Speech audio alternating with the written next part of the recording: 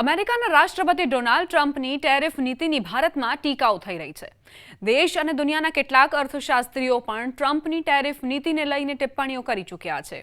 આ પ્રકારની નીતિથી ખુદ અમેરિકાને પણ નુકસાન થઈ શકે છે અને આર્થિક જોખમ ઊભા થઈ શકે છે એવી ચર્ચાઓ પણ થઈ રહી છે।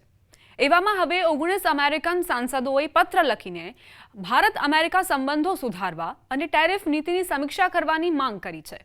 ભારત પર ઉચ્ચ ટેરિફ લગાવીને અમેરિકન રાષ્ટ્રપતિ ડોનાલ્ડ ટ્રમ્પ ઘરમાં જ ઘેરાઈ જવાના સંકેત મળી રહ્યા છે। અમેરિકન સાંસદોના એક જૂથે ટ્રમ્પને પત્ર લખીને ભારત સાથે દ્વિપક્ષીય સંબંધો સુધારવા માટે તરત જ પગલાં લેવાનો આગ્રહ કર્યો છે। સાંસદોની માંગણી છે કે ટ્રમ્પે આ બધું બને તેટલું ઝડપથી કરવું જોઈએ। પત્રમાં સાંસદોએ કહ્યું કે તાજેતરમાં અમેરિકન વહીવટી તંત્રની ટેરિફ નીતિઓના કારણે ભારત સાથે સંબંધો તણાવપૂર્ણ બની ગયા છે, જેનાથી બંને દેશોના આર્થિક અને વ્યૂહાત્મક હિતોને નુકસાન પહોંચી રહ્યું છે। તેમાં તેઓએ સ્પષ્ટ કહ્યું છે કે જે પરિસ્થિતિ બની રહી છે તેનાથી આપણને જ નુકસાન થઈ રહ્યું છે। સૌથી મહત્વની વાત, આ પત્ર તે સાંસદોએ લખ્યો છે જેમના ચૂંટણી વિસ્તારોમાં ભારતીય લોકોની વસ્તી ઘણી વધુ છે। આ લોકો ભારત સાથે મજબૂત પારિવારિક, સાંસ્કૃતિક અને આર્થિક સંબંધો ધરાવે છે।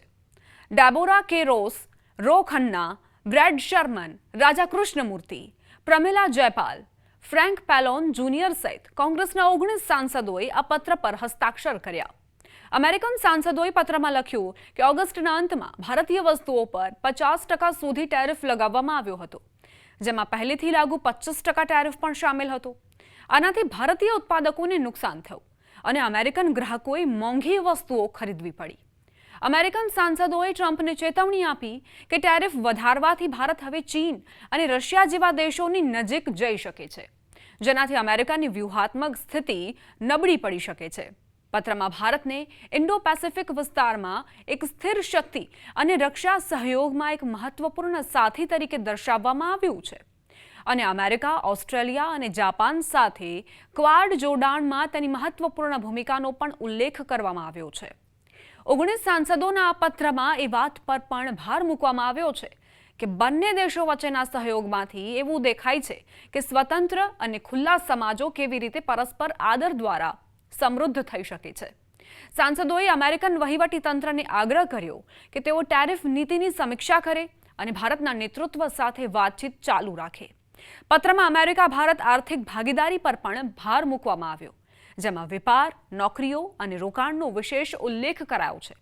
સાંસદોએ કહ્યું કે ભારત ઇન્ડો પેસિફિક વિસ્તારમાં સ્થિર શક્તિ છે અને ક્વાડ જોડાણમાં તેની મહત્વપૂર્ણ ભૂમિકા છે।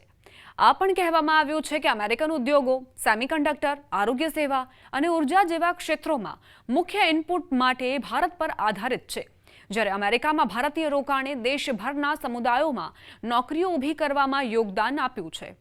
આ વાત છેલ્લા 1.5-2 મહિનાથી અનેક અર્થશાસ્ત્રીઓ પણ કહી ચૂક્યા છે। જો કે હવે પોતાના જ દેશના સાંસદો દ્વારા કરાયેલી આ વાત પર ટ્રમ્પ કોઈ વિચાર કરશે કે પછી પોતાની જીદ જ ઊંચી રાખશે, એના પર સૌ કોઈની મીટ મંડાયેલી છે।